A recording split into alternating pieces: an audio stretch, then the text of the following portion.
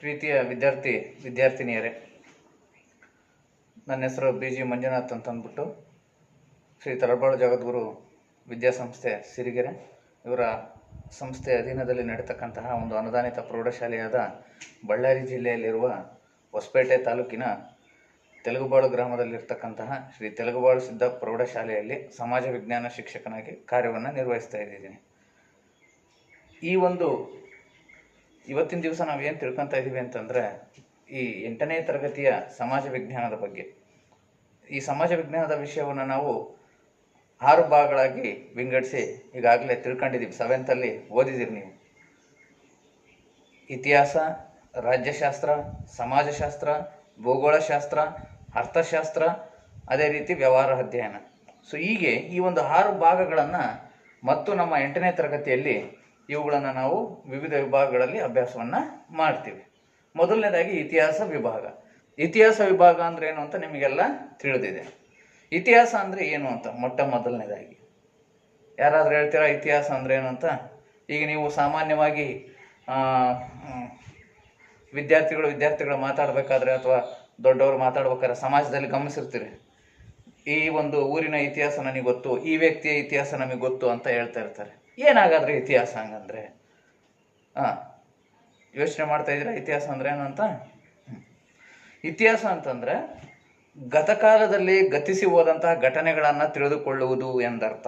ಅಂದರೆ ಹಿಂದಿನ ಕಾಲದಲ್ಲಿ ಅಥವಾ ಹಿಂದೆ, ನಿನ್ನೆ ಆಗಿರ್ಬೋದು ಅಥವಾ ಸಾವಿರಾರು ವರ್ಷಗಳ ಹಿಂದೆ ಆಗಿರ್ಬೋದು, ಆಗ ಏನು ಘಟನೆಗಳು ನಡೆದಿದ್ದಾವೆ ಆ ಘಟನೆಗಳನ್ನು ಅಧ್ಯಯನ ಮಾಡ್ತಕ್ಕಂಥದ್ದು, ತಿಳಿದುಕೊಳ್ಳುವುದಕ್ಕೆ ನಾವು ಇತಿಹಾಸ ಅಂತ ಕರಿತೀವಿ. ಹಾಗಾದರೆ ಹಿಂದೆ ನಡೆದಂಥ ಘಟನೆಗಳನ್ನು ನಮಗೆ ತಿಳಿಸ್ಕೊಡ್ತಕ್ಕಂಥವ್ರು ಯಾರು? ಹಿಂದೆ ಇಂತಹ ಒಂದು ಸ್ಮಾರಕ ಇತ್ತು, ಇಂಥ ಒಬ್ಬ ರಾಜ ಇದ್ದ, ಇವೆಲ್ಲವನ್ನು ನಾವು ಹೇಗೆ ತಿಳ್ಕೊಳ್ತೀವಿ? ಅದನ್ನ ತಿಳ್ಕೊಳಕ್ಕೆ ಮುಂಚಿತವಾಗಿ ನಿಮಗೆ ಒಂದೆರಡು ಪ್ರಶ್ನೆಗಳನ್ನು ಕೇಳ್ತೀನಿ, ನೀವು ಅದಕ್ಕೆ ಉತ್ತರವನ್ನು ನೀಡಬೇಕಾಗತ್ತೆ.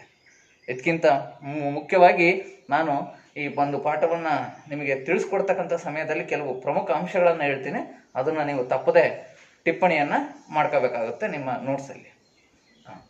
ಈಗ ನ್ಯಾಯಾಲಯದಲ್ಲಿ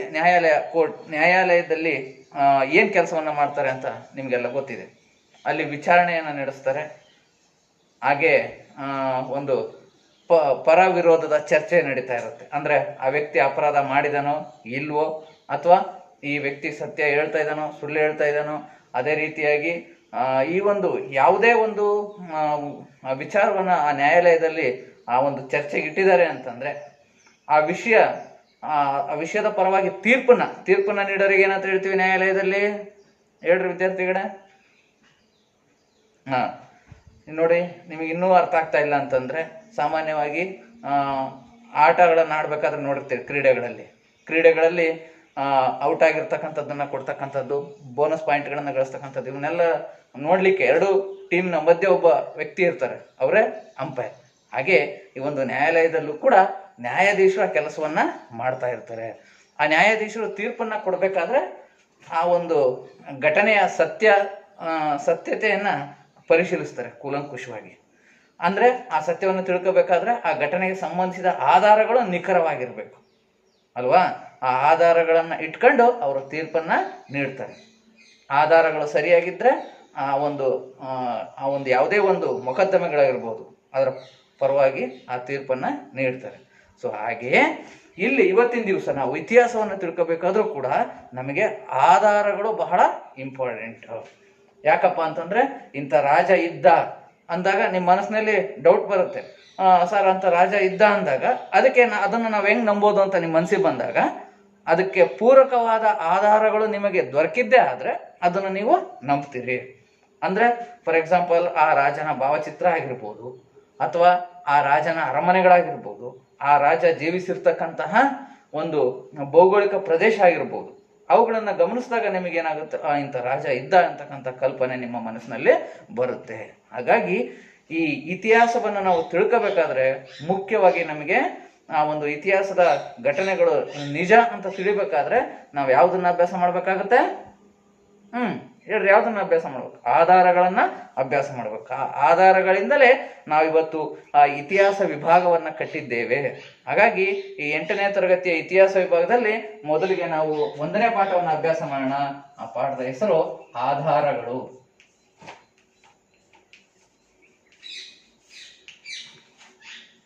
ಸಾಕ್ಷ್ಯಗಳು, ಆಧಾರಗಳು, ಈ ಪದಗಳ ಪರಿಚಯ ನಿಮಗೆಲ್ಲ ಇದೆ.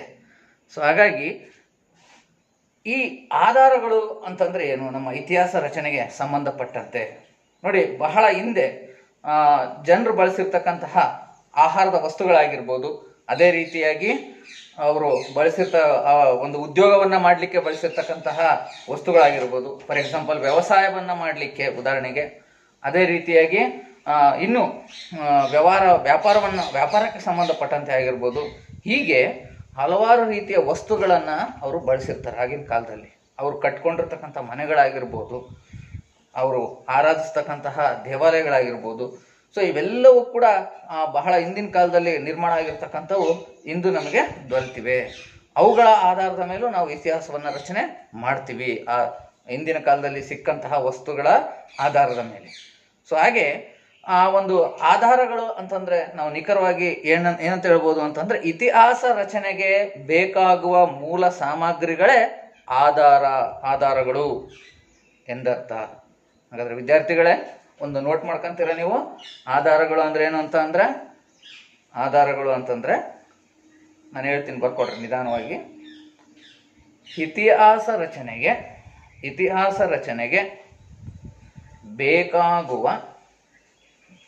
ಬೇಕಾಗುವ ಮೂಲ ಸಾಮಗ್ರಿಗಳನ್ನೇ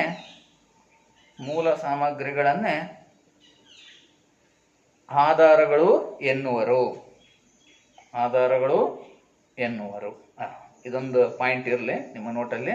ಈಗ ಮೂಲ ಸಾಮಗ್ರಿಗಳಂದ್ರೆ ಏನು ಅಂತ ಗೊತ್ತಾಗಿದೆ ನಿಮಗೆ ಈಗಾಗಲೇ. ಅಂದ್ರೆ ಹಿಂದಿನ ಕಾಲದಲ್ಲಿ ಜನರು ಬಳಸಿರ್ತಕ್ಕಂಥ ವಸ್ತುಗಳಾಗಿರ್ಬೋದು, ಆಮೇಲೆ ಅವರು ನಿರ್ಮಿಸಿದಂಥ ಕಟ್ಟಡಗಳಾಗಿರ್ಬೋದು, ಅವರ ಜೀವಿತದ ಅವಧಿಯಲ್ಲಿ ಬಿಟ್ಟು ಹೋಗಿರುವ ಯಾವುದೇ ಕುರುಹುಗಳಾಗಿರ್ಬೋದು, ಇವೆಲ್ಲವನ್ನ ನಾವು ಒಟ್ಟಾರೆಯಾಗಿ, ಎಲ್ಲ ಮೂಲ ಸಾಮಗ್ರಿಗಳನ್ನು ಒಟ್ಟಾರೆಯಾಗಿ ನಾವು ಆಧಾರಗಳು ಅಂತ ಕರಿತೀವಿ. ಇದರ ಆಧಾರದ ಮೇಲೆ ನಾವೇನ್ ಮಾಡಿದೀವಿ? ಇಂದಿನ ಇತಿಹಾಸದ ಪಾಠಗಳನ್ನೆಲ್ಲ ರಚನೆ ಮಾಡಿದೀವಿ. ಸೊ ಈ ಒಂದು ಆಧಾರಗಳನ್ನು ನಾವು ಪ್ರಮುಖವಾಗಿ 2 ಭಾಗಗಳಾಗಿ ವಿಂಗಡಿಸ್ತೀವಿ. ಮೊದಲನೇದಾಗಿ ಲಿಖಿತ ಸಾಹಿತ್ಯ ಆಧಾರಗಳು, ಎರಡನೇದು ಪುರಾತತ್ವ ಆಧಾರಗಳು. ಇವೆರಡು ಪಾಯಿಂಟನ್ನ ನೀವು ನೋಟ್ ಮಾಡ್ಕೋಬೇಕಾಗುತ್ತೆ. ಆಧಾರಗಳಲ್ಲಿ 2 ವಿಧ. ಸೊ ಒಂದನೇದು ಯಾವುದು? ಏನಂತ ಹೇಳಿದೆ? ಒಂದನೇದು ಯಾವುದಂತ ಹೇಳಿದೆ ನಾನು ನಿಮಗೆ?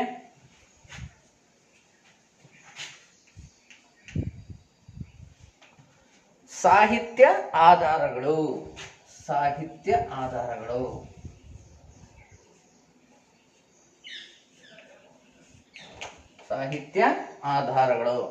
ಎರಡನೇದು ಬಂದ್ಬಿಟ್ಟು ಪುರಾತತ್ವ ಆಧಾರಗಳು.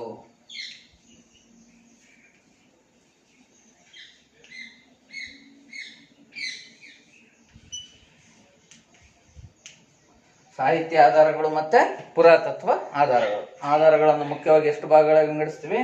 ಸಾಹಿತ್ಯ ಆಧಾರ ಮತ್ತೆ ಪುರಾತತ್ವ ಆಧಾರಗಳು. ಈಗ ಮತ್ತೆ ಸಾಹಿತ್ಯ ಆಧಾರಗಳನ್ನ 2 ಭಾಗಗಳಾಗಿ ವಿಂಗಡಿಸ್ತೀವಿ. ಯಾವ ರೀತಿ ಅದು 2 ಭಾಗಗಳಾಗಿ ಸಾಹಿತ್ಯ ಆಧಾರಗಳನ್ನ? ಒಂದನೇದು ಲಿಖಿತ ಸಾಹಿತ್ಯ ಆಧಾರ, ಇನ್ನೊಂದು ಮೌಖಿಕ ಸಾಹಿತ್ಯ ಆಧಾರ.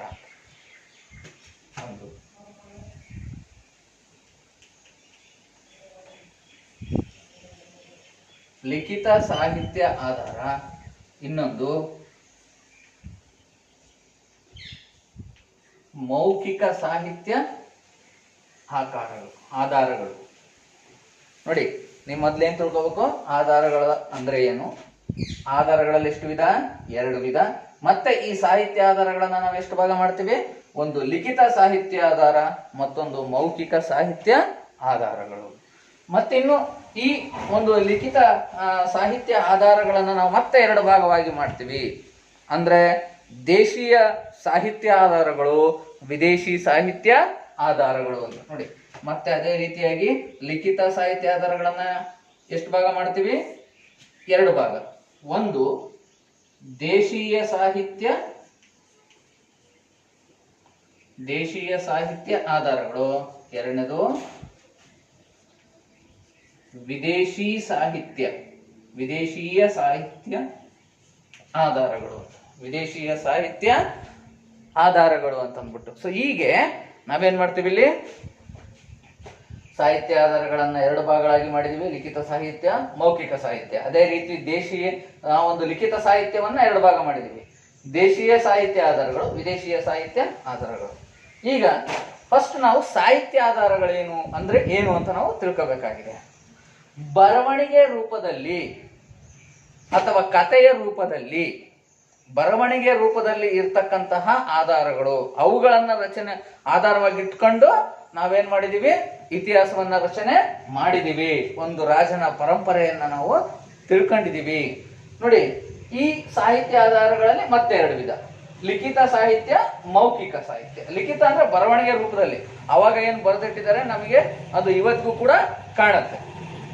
ಅದೇ ರೀತಿಯಾಗಿ ಮೌಖಿಕ ಸಾಹಿತ್ಯ ಆಧಾರ ಅಂತಂದ್ರೆ ಈ ಮೌಖಿಕ ಸಾಹಿತ್ಯ ಆಕಾರಗಳು ಯಾವುದೇ ಬರವಣಿಗೆ ರೂಪದಲ್ಲಿ ನಮಗೆ ಕಂಡು ಬರಲ್ಲ.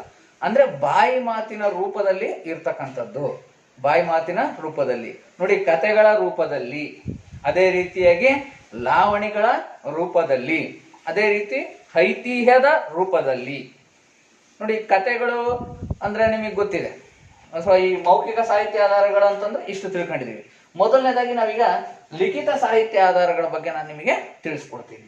ಈಗ ಸಾಹಿತ್ಯ ಆಧಾರದಲ್ಲಿ ಎರಡು ವಿಧ ಗೊತ್ತಾಯ್ತು, ಲಿಖಿತ ಸಾಹಿತ್ಯ, ಮೌಖಿಕ ಸಾಹಿತ್ಯ. ಈಗ ನಾವು ಯಾವ್ದಕ್ಕೆ ಬಂದಿದ್ದೀವಿ, ಫಸ್ಟ್ ಲಿಖಿತ ಸಾಹಿತ್ಯ ಆಧಾರ. ಈ ಲಿಖಿತ ಸಾಹಿತ್ಯ ಆಧಾರ ಅಂತಂದ್ರೆ ಏನು ಅಂತಂದ್ರೆ ಬರವಣಿಗೆ ರೂಪದಲ್ಲಿ ಇರ್ತಕ್ಕಂತಹ ಆಧಾರಗಳು. ಸೊ ಕೃತಿಗಳಾಗಿರ್ಬೋದು, ಕಥೆಗಳಾಗಿರ್ಬೋದು, ಗೊತ್ತಾಯ್ತಲ್ಲ, ಈ ರೀತಿಯಂತಹ ಆಧಾರಗಳು. ಈ ಲಿಖಿತ ಸಾಹಿತ್ಯ ಆಧಾರಗಳನ್ನ ದೇಶೀಯ ಸಾಹಿತ್ಯ ಆಧಾರಗಳು, ವಿದೇಶಿ ಸಾಹಿತ್ಯ ಆಧಾರಗಳು ಅಂತ ಕರಿತೀವಿ. ದೇಶೀಯ ಸಾಹಿತ್ಯ, ವಿದೇಶಿ ಸಾಹಿತ್ಯ ಅಂದ್ರೆ ನಮ್ಮ ದೇಶದ ಒಳಗಡೆ ಇರ್ತಕ್ಕಂತಹ, ನಮ್ಮ ದೇಶದಲ್ಲಿ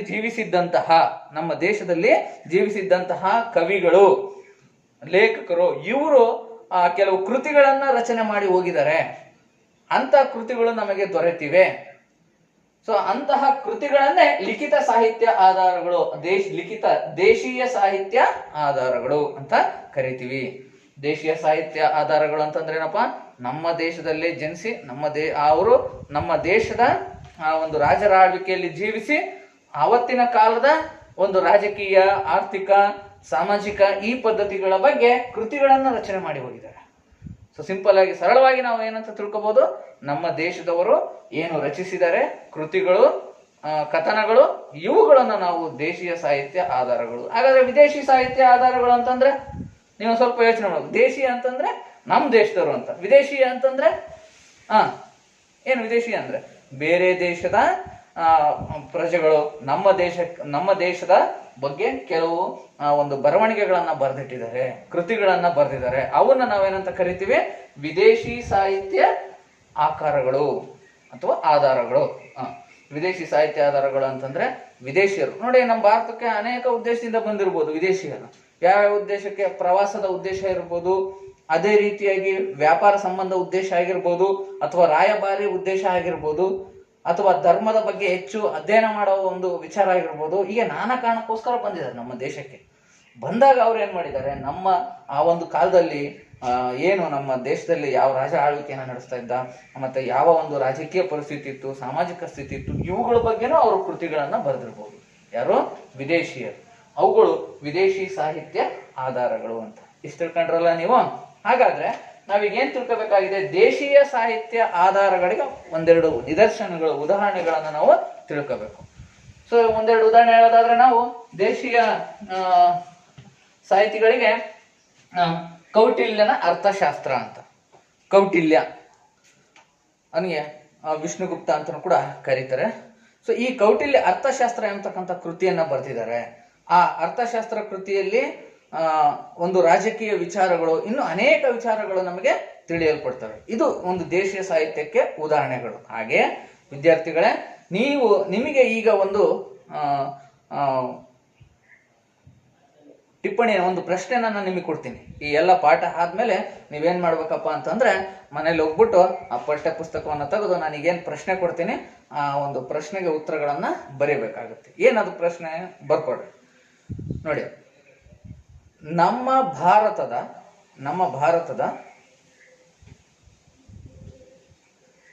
ದೇಶೀಯ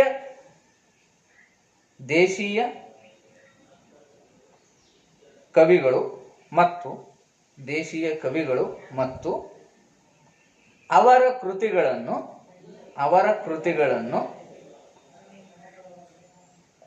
ಪಟ್ಟಿ ಮಾಡುವುದು. ಈ ರೀತಿ ಹೆಡ್ಡಿಂಗ್ ಹಾಕ್ಬಿಟ್ಟು ನೀವೇನ್ ಮಾಡ್ಬೇಕು, ನಮ್ಮ ದೇಶೀಯ ಸಾಹಿತ್ಯ ಕೃತಿಗಳು, ಉದಾಹರಣೆಗೆ ನಾನು ಕೌಟಿಲ್ಯನ ಅರ್ಥಶಾಸ್ತ್ರ ಅಂತ ಹೇಳಿದೆ. ಸೊ ಅದೇ ರೀತಿ ಇನ್ನೂ ಅನೇಕ ರೀತಿಯ ಒಂದು ನಾವೇನು ಮಾಡ್ಬೋದು, ಆ ಒಂದು ದೇಶೀಯ ಸಾಹಿತ್ಯ ಕೃತಿಗಳನ್ನು ನೀವು ಆ ಪಠ್ಯ ಪುಸ್ತಕದಲ್ಲಿದೆ, ಅವನ್ನೆಲ್ಲ ನೀವು ತಿಳ್ಕೊಬೋದು ಇನ್ನೂ ಚೆನ್ನಾಗಿ. ನೋಡಿ, ಹಾಲರಾಜನ ಗತ ಸಪ್ತಶತಿ, ಹಾಗೆ ವಿಶಾಖದತ್ತನ ಮುದ್ರ ರಾಕ್ಷಸ, ಇನ್ನು ಅನೇಕ ಇದಾವೆ. ಸೊ ಹಿಂಗೆ ಒಂದು ಸುಮಾರು ನೀವೇನು ಮಾಡಬೇಕಾಗುತ್ತೆ, ಒಂದು 8 ಪಾಯಿಂಟನ್ನು ನೀವು ಸಂಗ್ರಹಣೆ ಮಾಡಬೇಕಾಗುತ್ತೆ. ಇದು ಗೃಹ ಕೆಲಸನೂ ಕೂಡ ಆಗಿರುತ್ತೆ. ಸೊ ಹಾಗಾಗಿ ದೇಶೀಯ ಸಾಹಿತ್ಯ ಗ್ರಂಥಗಳು ಅಂದ್ರೆ ಏನು ಗೊತ್ತಾಯ್ತಲ್ಲ. ಏನು ದೇಶೀಯ ಸಾಹಿತ್ಯ ಅಂದ್ರೆ ನಮ್ಮ ದೇಶದವರು ಬೇರೆ ದೇಶದವ್ರು ಬರೆದಿರೋ ಕೃತಿಗಳು, ನಮ್ಮ ದೇಶದವರು ಬರೆದಿರ್ತಕ್ಕಂತಹ ಕೃತಿಗಳು. ಓಕೆ, ಈಗ ನೆಕ್ಸ್ಟ್ ವಿದೇಶಿ ಸಾಹಿತ್ಯ ಆಧಾರಗಳು ಹಂಗಂದ್ರೆ ಏನು ಅಂತ ನಿಮ್ಗೆ ಈಗಾಗಲೇ ಗೊತ್ತಾಗಿದೆ. ಏನು, ಬೇರೆ ದೇಶದವರು ನಮ್ಮ ದೇಶದ ಒಂದು ರಾಜಕೀಯ, ಆರ್ಥಿಕ, ಸಾಮಾಜಿಕ ಈ ಸ್ಥಿತಿಗಳ ಬಗ್ಗೆ ಬರೆದಿರ್ತಕ್ಕಂಥ ಕೃತಿಗಳು. ನೋಡಿ, ಉದಾಹರಣೆಗೆ ಹುಯೆನ್ ಹಾಗೆಯೇ ಮೆಗಸ್ತನೀಸನ ಇಂಡಿಕಾ, ಅದೇ ರೀತಿ ಪಾಹಿಯಾನ್. ಸೊ ಹೀಗೆ ಅನೇಕ ರೀತಿಯ ಒಂದು ವಿದೇಶಿ ಸಾಹಿತಿಗಳು ಕೂಡ ನಮ್ಮ ಭಾರತ ದೇಶಕ್ಕೆ ಆಗಮಿಸಿ ಈ ನಮ್ಮ ಭಾರತದ ಒಂದು ಚರಿತ್ರೆಯನ್ನು ತಿಳ್ಕೊಳ್ಲಿಕ್ಕೆ ಅವರ ಕೃತಿಗಳನ್ನ ಅವರು ಕೊಡುಗೆಯಾಗಿ ನೀಡಿದ್ದಾರೆ. ಸೊ ಹಾಗಾದ್ರೆ ವಿದ್ಯಾರ್ಥಿಗಳೇ, ಇನ್ನೊಂದು ಪ್ರಶ್ನೆ ನೀವೀಗ ಬರ್ಕೋಬೇಕಾಗುತ್ತೆ. ಏನವು ಪ್ರಶ್ನೆಗಳು ತಗೊಳ್ರಿ. ಇದು 2ನೇ ಪ್ರಶ್ನೆ ನೋಡಿ. 1ನೇ ಪ್ರಶ್ನೆ ದೇಶೀಯ ಸಾಹಿತ್ಯ ಕೃತಿಗಳ ಬಗ್ಗೆ ಕೇಳಿದ್ದೆ. ಈಗ 2ನೇ ಪ್ರಶ್ನೆ ವಿದೇಶಿ ಸಾಹಿತ್ಯ ಬರ್ಕೊಡ್ರಿ. ಪ್ರಶ್ನೆ, ವಿದೇಶಿ ಸಾಹಿತ್ಯ ಆಧಾರಗಳಿಗೆ 4 ಉದಾಹರಣೆ ನೀಡಿ. ಅಂದ್ರೆ ವಿದೇಶಿ ಸಾಹಿತಿಯ ಹೆಸರನ್ನ ನೀವು ತಿಳ್ಕೋಬೇಕು, ಮತ್ತೆ ಆ ವಿದೇಶಿ ಸಾಹಿತಿ ಅವನು ಯಾವ ಕೃತಿಯನ್ನು ರಚನೆ ಮಾಡಿದ್ದಾರೆ ಆ ಕೃತಿಯ ಹೆಸರನ್ನು ಕೂಡ ನೀವು ಬರಿಬೇಕಾಗುತ್ತೆ. ಸೊ ಇಷ್ಟು ಈ ಒಂದು ಸಾಹಿತ್ಯ ಆಧಾರಗಳು. ಹಾಗಾದ್ರೆ ಈ ಸಾಹಿತ್ಯ ಆಧಾರಗಳಿಂದ ನಾವು ಮೇನ್ ಇವೆರಡು ಆಧಾರ ಈಗ ಇನ್ನೊಂದಿದೆ, ಮೌಖಿಕ ಸಾಹಿತ್ಯ ಆಧಾರ. ಮೌಖಿಕ ಸಾಹಿತ್ಯ ಆಧಾರ ಅಂದ್ರೇನು? ಅದು ಮೌಖಿಕವಾಗಿ ಬಾಯಿ ಮಾತಿನ ರೂಪದಲ್ಲಿರುತ್ತೆ, ಯಾವುದೇ ಬರವಣಿಗೆ ರೂಪದಲ್ಲಿ ಇರೋದಿಲ್ಲ. ನಾನು ಹೇಳಿದೆ ಕಥೆಗಳು, ಲಾವಣಿಗಳು, ಜನಪದ ಕಥೆಗಳು, ಹಾಗೆ ಐತಿಹ್ಯಗಳು ಅಂತ. ಐತಿಹ್ಯಗಳು ಅಂತಂದ್ರೇನು? ಸ್ಥಳದ ಪುರಾಣವನ್ನ ತಿಳಿಸುವ ಕಥೆಗಳು ಅಂತ. ಸೊ ಫಾರ್ ಎಕ್ಸಾಂಪಲ್, ನಮಗೆ ಉದಾಹರಣೆಗೆ ಒಂದು ದೊಡ್ಡ ಅರಮನೆನ ನಾವು ನೋಡ್ತೀವಿ ಯಾವುದೋ ಒಂದು ಪ್ರದೇಶದಲ್ಲಿ. ಆ ಒಂದು ಪ್ರದೇಶದಲ್ಲಿ ಅರಮನೆಯನ್ನ ನೋಡಿದಾಗ ನಮ್ಮ ಮನಸ್ಸಿಗೆ ಏನ್ ಕಲ್ಪನೆ ಆಗುತ್ತೆ? ಇಲ್ಲಿ ಯಾವುದೋ ಒಂದು ಸಾಮ್ರಾಜ್ಯ ಇತ್ತು, ಅವಾಗಿನ ಕಾಲದ ಕಟ್ಟಡ. ನಾವು ಬಹಳ ಹಳೆ ಕಾಲದ ಕಟ್ಟಡಗಳನ್ನ ನೋಡಿದಾಗ ಅವು ಮನೆಗಳ ರೂಪದಲ್ಲಿಲ್ದಲೆ ಬೇರೆ ವಿಚಿತ್ರವಾದ ರೂಪದಲ್ಲಿದ್ರೆ ನಮ್ಮ ಮನಸ್ಸಿಗೆ ಕಲ್ಪನೆಗಳು ಉಟ್ಕೊಳ್ತಾವೆ. ಈ ಒಂದು ಸ್ಥಳದ ಯಾವುದೋ ಒಂದು ಇತಿಹಾಸ ಇದೆ, ಇಲ್ಲಿ ಯಾವುದೋ ಒಬ್ಬ ರಾಜ ಆಡಳಿತವನ್ನ ನಡೆಸಿದ್ದ, ಅವನ ಕಾಲದಲ್ಲಿ ನಿರ್ಮಾಣ ಆಗಿರ್ತಕ್ಕಂಥದ್ದು. ಹೀಗೆ ನೋಡಿ, ಉದಾಹರಣೆಗೆ ಐಹೊಳೆ, ಪಟ್ಟದಕಲ್ಲು ಈ ಭಾಗದ ದೇವಾಲಯಗಳನ್ನ ನೋಡಿದಾಗ ನಮಗೆ ಗೊತ್ತಾಗುತ್ತೆ ಇಲ್ಲಿ ಯಾವುದೋ ಒಂದು ಪ್ರಾಚೀನ ಕಾಲದ ರಾಜಮನೆತನ ಆಡಳಿತವನ್ನ ನಡೆಸುವಾಗಿತ್ತು, ಅವ್ರ ಕಾಲದಲ್ಲಿ ನಿರ್ಮಾಣ ಆಗಿರೋದು ಅಂತ. ಸೊ ಹೀಗೆ ಸ್ಥಳ ಪುರಾಣಗಳ ಬಗ್ಗೆ ತಿಳಿಸಿಕೊಡುವುದನ್ನ ಐತಿಹ್ಯಗಳು ಅಂತ ನಾವು ಕರಿತೀವಿ. ಸೊ ಇಷ್ಟು ಈ ಒಂದು ಕಥೆಗಳು. ಫಾರ್ ಎಕ್ಸಾಂಪಲ್, ಕುಮಾರರಾಮನ ಕಥೆಗಳು, ಅದೇ ರೀತಿಯಾಗಿ ಅಶೋಕ ಮಹಾರಾಜನ ಕಥೆಗಳು, ಕೃಷ್ಣದೇವರಾಯನ ಬಗ್ಗೆ ಇರ್ತಕ್ಕಂತಹ ಲಾವಣಿಗಳು, ಇವೆಲ್ಲವನ್ನ ನಾವು ತಿಳ್ಕೊಂಡ್ರೆ ಇವು ಬರೀ ಬಾಯಿ ಮಾತಿನ ರೂಪದಲ್ಲಿ ಇರ್ತವೆ. ಇವು ನಡೆದವೆ ಅಂತ ನಾವು ಹೇಳಕ್ ಬರಂಗಿಲ್ಲ. ಯಾಕಪ್ಪ ಅಂತಂದ್ರೆ ಅದು ಲಿಖಿತ ರೂಪದಲ್ಲಿ ಇದ್ದಿದ್ರೆ ನಮಗೆ ಪೂರ್ತಿ ನಂಬಿಕೆ ಬರ್ತಿತ್ತು. ಹಾಗಾಗಿ ಈ ಒಂದು ಕೆಲವೊಂದು ಸಮಯದಲ್ಲಿ ನಮಗೆ ಲಿಖಿತವಾಗಿ ಆ ಒಂದು ಸಾಮ್ರಾಜ್ಯದ ಇತಿಹಾಸವನ್ನು ತಿಳ್ಕೊಳ್ಳಿಕ್ಕೆ ಅಸಾಧ್ಯವಾದಾಗ ಇಂಥ ಮೌಖಿಕ ಸಾಹಿತ್ಯ ಆಧಾರಗಳು ನಮಗೆ ನೆರವಿಗೆ ಬರ್ತವೆ ಇತಿಹಾಸ ರಚನೆಗೆ. ಸೊ ಹಾಗಾಗಿ ಈ ಮೌಖಿಕ ಸಾಹಿತ್ಯ ಆಧಾರಗಳಂದ್ರೇನು? ಕಥೆಗಳು, ಲಾವಣಿಗಳು, ಐತಿಹ್ಯಗಳು, ಇವುಗಳನ್ನು ನಾವು ತಿಳ್ಕೊಳ್ತಕ್ಕಂಥದ್ದು ಒಂದು ಜನರೇಷನ್ ಇಂದ ಮತ್ತೊಂದು, ಒಂದು ಜನಾಂಗದಿಂದ ಮತ್ತೊಂದು ಜನಾಂಗದವರು ಬಾಯಿ ಮಾತಿನ ರೂಪದಲ್ಲಿ.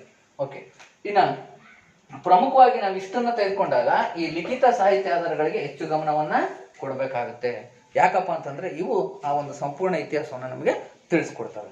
ಆ ಒಂದು ನಿಖರವಾದಂತ ಇತಿಹಾಸ. ನೋಡಿ, ಈ ಸಾಹಿತ್ಯ ಆಧಾರಗಳಿಂದ ನಾವು ಏನೇನ ತಿಳ್ಕೋಬಹುದು, ಮಹತ್ವ ಏನು ಅಂತ ಡೈರೆಕ್ಟ್ ಆಗಿ ಒಂದು ಪ್ರಶ್ನೆಯನ್ನ ನಾವು ಕೇಳಿದ್ದೆ ಆದ್ರೆ, ಸಾಹಿತ್ಯ ಆಧಾರಗಳಿಂದ ಏನೇನು ಉಪಯೋಗ ನಮಗೆ ಅಂತ.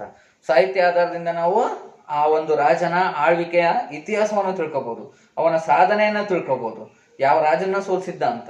ಅದೇ ರೀತಿಯಾಗಿ ಆ ಸಾಮ್ರಾಜ್ಯದಲ್ಲಿ ರಾಜಕೀಯ ಈ ಒಂದು ಏನು ಸಾಮಾಜಿಕ ಕಟ್ಟುಪಾಡುಗಳು, ಆಚರಣೆಗಳು, ಇವುಗಳನ್ನ ತಿಳ್ಕೋಬಹುದು. ಫಾರ್ ಎಕ್ಸಾಂಪಲ್ ಸತಿ ಪದ್ಧತಿ ಆಗಿರ್ಬೋದು, ಸೊ ಹೀಗೆ ಈ ಒಂದು ಬಾಲ್ಯ ವಿವಾಹ ಆಗಿರ್ಬೋದು, ಇಂತಹ ಕೆಲವು ಆಚರಣೆಗಳನ್ನ ನಾವು ಕೂಡ ತಿಳ್ಕೋಬಹುದು. ಅದೇ ರೀತಿ ಆರ್ಥಿಕ ಪರಿಸ್ಥಿತಿ, ಆಮೇಲೆ ವ್ಯಾಪಾರ ವಹಿವಾಟು, ಇವೆಲ್ಲವನ್ನ ನಾವು ತಿಳ್ಕೋಬಹುದು ಯಾವುದರಿಂದ? ಸಾಹಿತ್ಯ ಆಧಾರಗಳಿಂದ. ಹಾಗಾಗಿ ಸಾಹಿತ್ಯ ಆಧಾರಗಳಿಂದ ಇಷ್ಟೆಲ್ಲ ಮಹತ್ವ ಇದೆ. ಇವುಗಳಿಂದ ನಮ್ಮ ಇತಿಹಾಸ ರಚನೆ ಸುಲಭ ಸಾಧ್ಯವಾಗಿದೆ. ಇನ್ನು ನೆಕ್ಸ್ಟ್ ಪುರಾತತ್ವ ಆಧಾರಗಳು. ನೋಡಿ, ಪುರಾತತ್ವ ಆಧಾರಗಳು ಅಂತಂದ್ರೆ ಒಂದು ಬಹಳ ಕಾಲದ ಹಿಂದೆ ಏನು ಜನರು ಜೀವಿಸಿದ್ರು, ಅವರ ರಾಜಮನೆತನದವರು ಅವರ ಬಳಸಿದಂತಹ ವಸ್ತುಗಳು ಆ ಭೂಮಿಯ ಒಳಗೆ ಹುದುಗಿ ಹೋಗಿವೆ. ಕೆಲವು ಕಾಲಾನಂತರದಲ್ಲಿ ನಾನಾ ಕಾರಣಗಳಿಂದ, ಭೂಕಂಪ ಆಗಿರ್ಬೋದು, ಪ್ರವಾಹ ಆಗಿರ್ಬೋದು, ಭೂಕುಸಿತ ಆಗಿರ್ಬೋದು, ಸೊ ಹೀಗೆ ನಾನಾ ಕಾರಣಗಳಿಂದ ಏನಾಗಿದೆ, ಅವರ ವಸ್ತುಗಳು ಭೂಮಿಯ ಒಳಭಾಗದಲ್ಲಿ ಹೂತು ಹೋಗಿವೆ.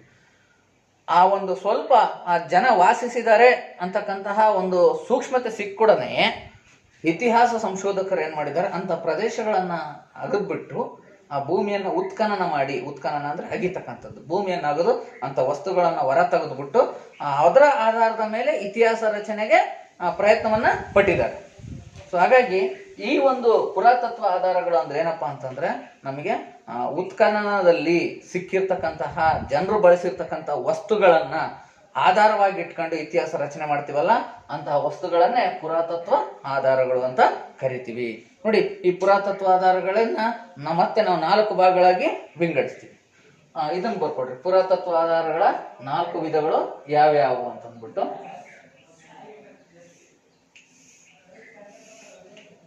ಒಂದನೇದು ಶಾಸನಗಳು.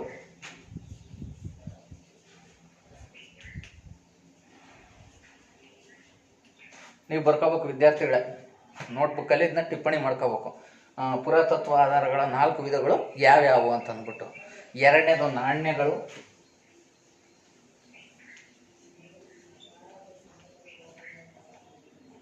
ಮೂರನೇದು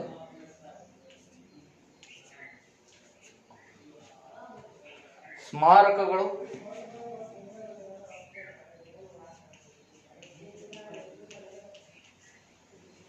ನಾಲ್ಕನೇದು ಇತರೆ ಅವಶೇಷಗಳು. ಇತರೆ ಅವಶೇಷಗಳು ಅಂದ್ರೆ ಇರ್ತಕ್ಕಂಥ ಶೇಷ ವಸ್ತುಗಳು, ಇತರೆ ಅವಶೇಷಗಳು. ಓಕೆ, ಮೊದಲಿಗೆ ಶಾಸನ ಅಂದ್ರೇನು ಅಂತ ನಾವು ತಿಳ್ಕೊಳ್ಳೋಣ. ಶಾಸನ ಅಂತಂದ್ರೆ ಬರೆದಿರ್ತಕ್ಕಂಥ ವಸ್ತುವಿನ ಮೇಲೆ ಬರೆದಿರ್ತಕ್ಕಂಥದ್ದು, ಕೊರೆಯಲ್ಪಟ್ಟಿರ್ತಕ್ಕಂಥದ್ದು, ಕೆತ್ತಲ್ಪಟ್ಟಿರ್ತಕ್ಕಂಥದ್ದು. ನೋಡಿ, ಈ ಬಂಡೆ ಆಗಿರ್ಬೋದು, ಹಲಗೆ ಆಗಿರ್ಬೋದು, ಅಥವಾ ಲೋಹದ ಪಟ್ಟಿಗಳಾಗಿರ್ಬೋದು, ಇವುಗಳ ಮೇಲೆ ಬರವಣಿಗೆನ ನಾವು ಗಮನಿಸಿರ್ತೀವಿ. ಬಹಳ ಹಿಂದಿನ ಕಾಲದಲ್ಲಿ ಜನ ಈ ಕೆಲಸವನ್ನ ಮಾಡಿದ್ರು.